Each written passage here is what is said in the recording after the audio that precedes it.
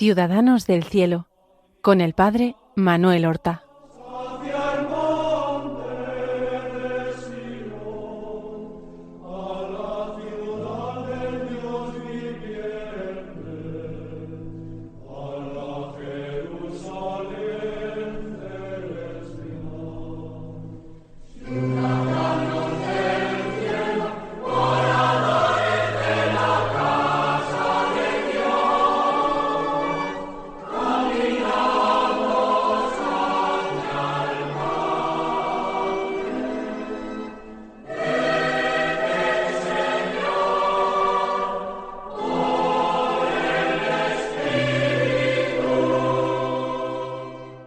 Muy buenos días, queridos amigos.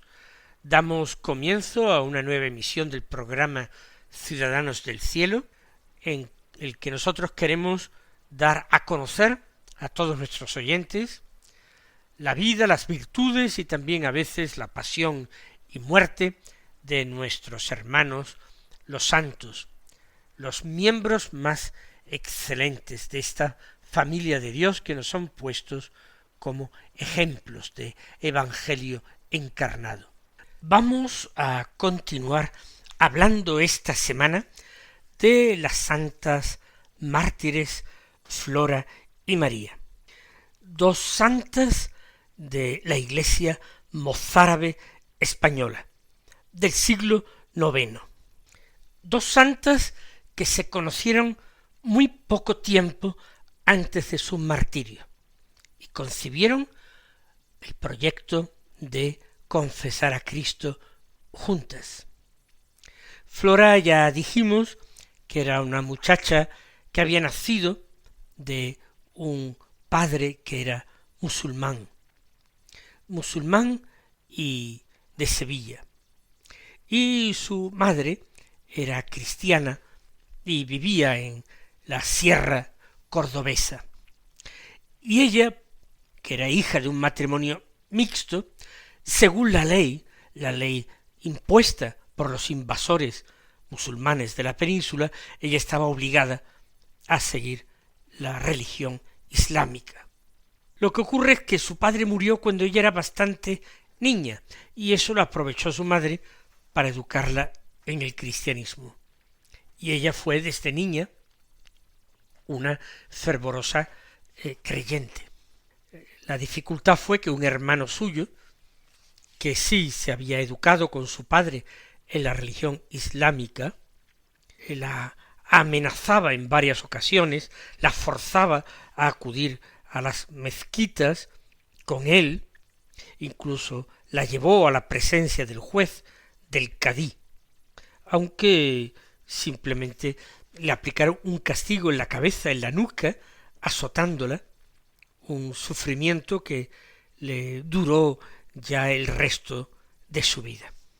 Pero nosotros hemos dejado a Flora en camino hacia Córdoba, donde ella, que había tenido una visión de Cristo que le decía: otra vez vengo a ser crucificado, esa visión y esas palabras la conmovieron profundamente, y había decidido salir de su escondite, que lo tenía después de haber sufrido aquel bárbaro castigo en un pueblo llamado Osera, que supuestamente estaría en la diócesis de Guadix, pero no conocemos los límites ni la ubicación exacta. Algunos incluso piensan en Martos, en Jaén. Y se encuentra con María, que era otra joven cristiana que vivía en la sierra de Córdoba, perteneciendo a una familia piadosa que había dado ya a la Iglesia un mártir, San Valabonso. Valabonso era un mártir también de la era mozárabe, y su hermana le lloraba, pero al mismo tiempo le admiraba extraordinariamente. Y en cierta ocasión recibió un mensaje de su hermano, un mensaje desde el más allá. Hubo una monja que le dijo a María que había tenido un sueño en el cual había visto a su hermano o al Alonso, que le decía que le transmitiera a María este mensaje: di a mi hermana que cese de llorar por mí y que pronto estará conmigo en el cielo. Y ese mensaje recibido por María le hizo arder en deseos de martirio, de estar pronto con Cristo, de encontrar a su hermano en el cielo, a su hermano mártir. Y es entonces cuando, yendo para Córdoba, encuentra a Flora, y ambas conciben ese deseo de confesar juntas a Cristo. Se prometen a sí mismas no separarse nunca más, ni en vida ni en muerte, que era lo probable. Este encuentro tuvo lugar en una iglesia donde ambas habían entrado y continuaron juntas el camino. Llegaron a Córdoba e inmediatamente fueron a presentarse ante el cadí. Fue una comparecencia que nosotros podremos estimar hoy imprudente, ciertamente, pero es debido a la ignorancia de ellas y al amor inmenso que sentían. Digo que es una comparecencia imprudente porque ante el juez no simplemente se declararon cristianas espontáneamente. Eso pues estaba tolerado. En el caso de Flora era más difícil porque se sabía que había tenido un padre musulmán. Pero lo malo es que después de declararse cristianas, insultaron ante el juez a Mahoma.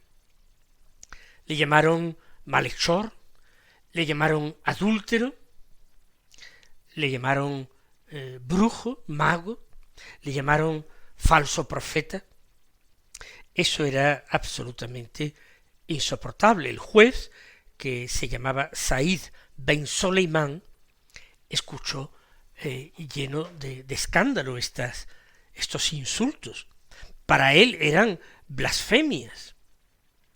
Y parece que le sintió en su interior una ira tan grande, una rabia, que empezó a gritar de una forma descontrolada, a insultar a aquellas dos muchachas con insultos muy fuertes, amenazándolas, todo con gritos.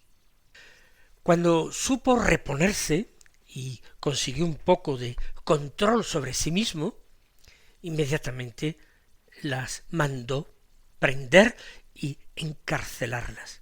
Las encarcela en una prisión para mujeres, pero donde se encontraban mujeres de mala vida, prostitutas que eran por este motivo a veces encarceladas, castigadas con algunos días de calabozo.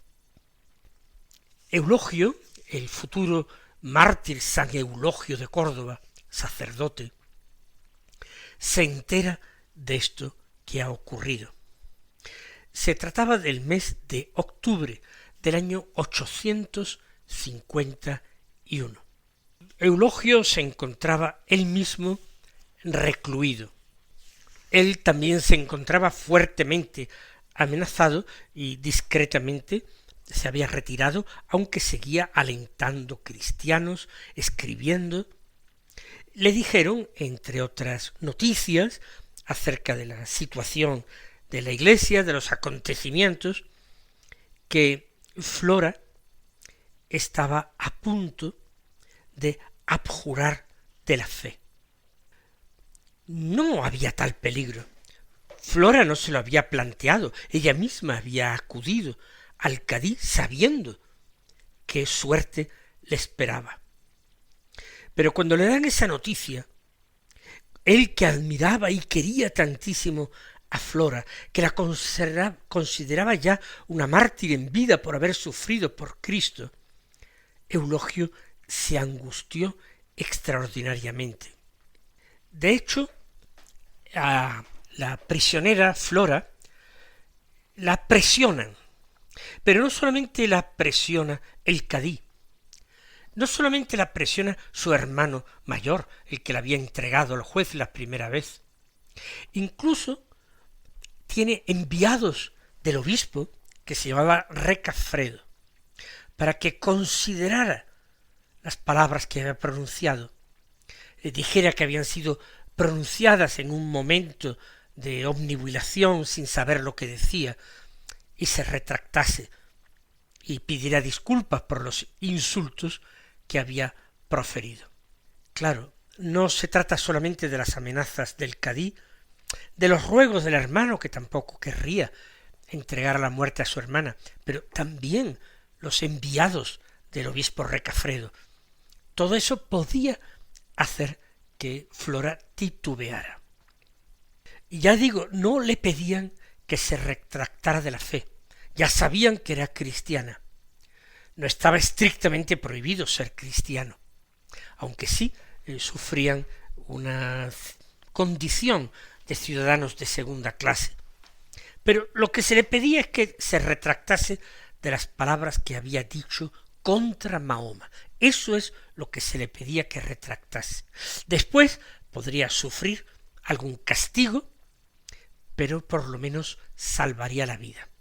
Esto se le decía a Flora, pero también a María, que había actuado exactamente igual que Flora. Vienen las dudas para las dos muchachas, que sin embargo se apoyan la una a la otra. Como vieron que esto no les hacía retractarse con la velocidad, con la presteza que esperaban, entonces vinieron amenazas. Y una amenaza las llenó a ambas de terror.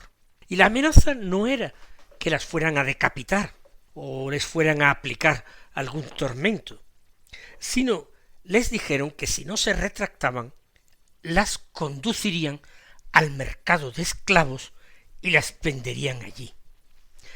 La perspectiva era espantosa, por eso ellas temblaban. Eran ambas jóvenes, hermosas, particularmente Flora destacaba por la belleza, y se imaginaban caer en las manos de algún amo musulmán, vicioso o interesado, que pudiera abusar de ellas, atentar contra su virtud, o incluso prostituirlas como un negocio para ganar dinero con ellas. Por eso, si un primer momento de calabozo, unos primeros días, todo el tiempo lo pasaban en oración, ayunaban, alababan a Dios con cantos, ahora, después de esta amenaza, no paraban de llorar. Esto lo vieron el juez y las personas que las presionaban como un síntoma de que en breve se ablandarían y que terminarían haciendo aquello que se les exigía. Sin embargo, este estado de tristeza, de terror, de postración en que se encontraban, duró poco. ¿Y por qué duró poco? Porque se les envió a la cárcel un escrito bastante largo y bien fundamentado. El autor, Eulogio. En este escrito él hacía una alabanza del martirio. Y se aseguraba en este escrito, bien razonado, que incluso la prostitución a la que se les podría obligar, forzar, o la deshonra de sus cuerpos, todo eso era compatible con la santidad del alma. Eulogio consiguió que ellas volvieran a cobrar fuerzas y ánimo. El texto era muy bello. Le habían puesto el título de documento martirial. Era un verdadero tratado sobre el martirio que disipaba todos sus temores, respondía a todas sus dudas, y entonces estas dos muchachas, tras leerlo, cambian de nuevo brota en ellas una seguridad, una firmeza, un entusiasmo. El mismo Eulogio, cuando se enteró de este cambio en ambas muchachas, se quedó totalmente asombrado. Llegó finalmente el mes de noviembre. Ellas habían sido encarceladas en octubre. Era el día 13 de noviembre. Flora se tuvo que presentar otra vez ante el tribunal. ¿Por qué? Porque se pensaba que ya estaban dispuestas a retractarse. Y así el juez, el cadí, le preguntó: ¿cuál es tu última resolución? Y para su sorpresa, Flora le dijo: la misma de siempre. Y si os empeñáis, vais a ir a oír cosas más desagradables que otras veces. Os diré cosas más desagradables. Se refería a insultos contra Mahoma. No es que los dijera, pero les amenazó con ellos si se empeñaban en forzarlas, en atemorizarlas.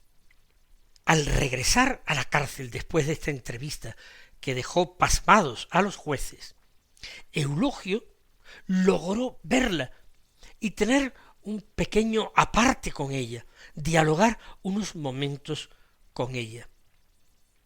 Tal vez esto fue posible porque ya estaba sentenciada a muerte y permitían a un condenado a muerte alguna última voluntad, algo final, y quizás a ella le permitieron, según sus deseos, entrevistarse con Eulogio.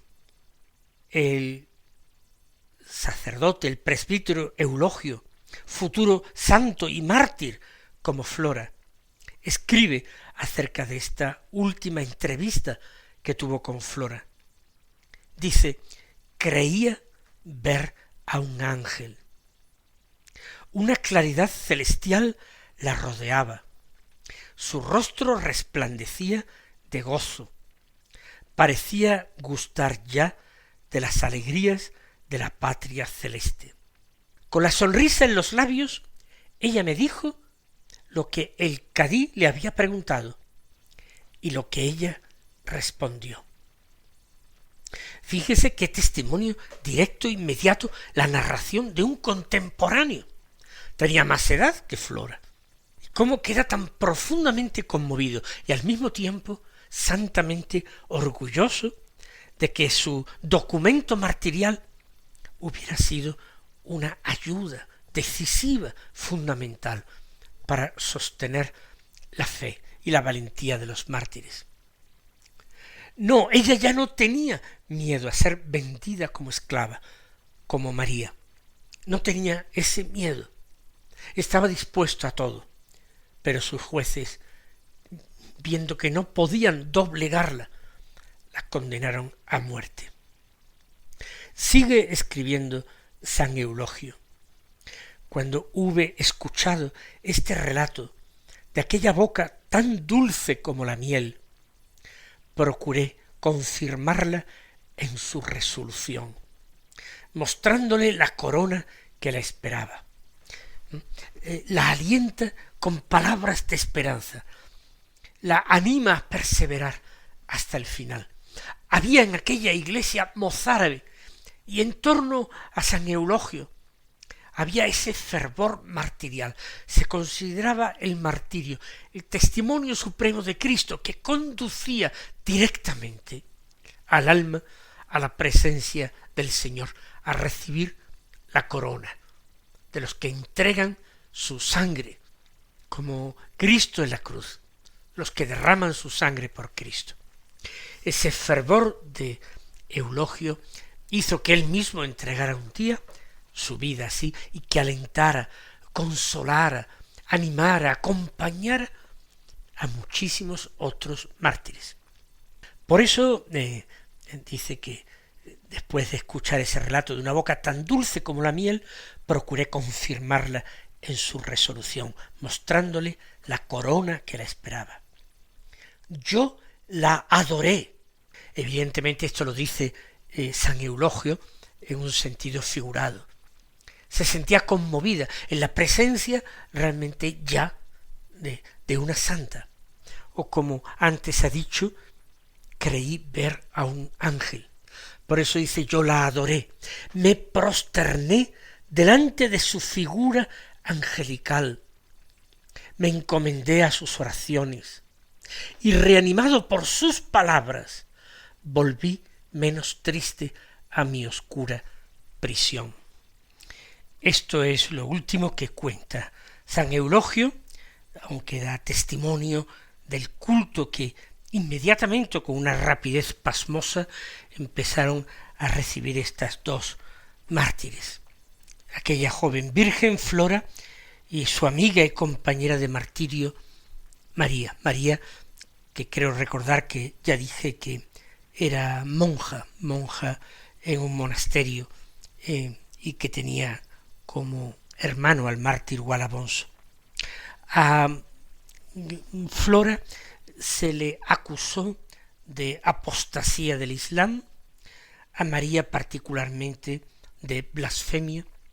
¿Qué fue de sus cuerpos? Ellas fueron decapitadas, con toda probabilidad el día 24 de noviembre del año 851. Algunas fuentes hablan del día 20 de noviembre porque hay una cierta confusión de fechas y San Eulogio no da el día exacto. Normalmente los cadáveres de los cristianos martirizados eran destruidos o escondidos por los musulmanes, tirados al río, para que los cristianos no los convirtieran en mártires precisamente. Otras veces eran rescatados o parte de sus cuerpos o elementos de ellos o de sus vidas eran tenidos como reliquias preciosas. No sabemos en absoluto qué fue de las reliquias de Flora y de María. Lo que sí es cierto, como digo, que inmediatamente recibieron culto, que llegaron a ser inscritas en el martirologio romano y que fueron veneradas no solamente en la iglesia mozárabe, sino que la tradición continúa dándole culto. Precisamente la fiesta litúrgica donde se celebre es el día 24 de noviembre. Pues mis queridos hermanos, vamos a dar gracias a Dios por la valentía y por el testimonio de los mártires, y vamos a pedirle al Señor su fortaleza, su audacia y su generosidad, para poderlas también vivir en nuestros tiempos. El Señor os colme de sus bendiciones, y hasta la próxima semana, si Dios quiere.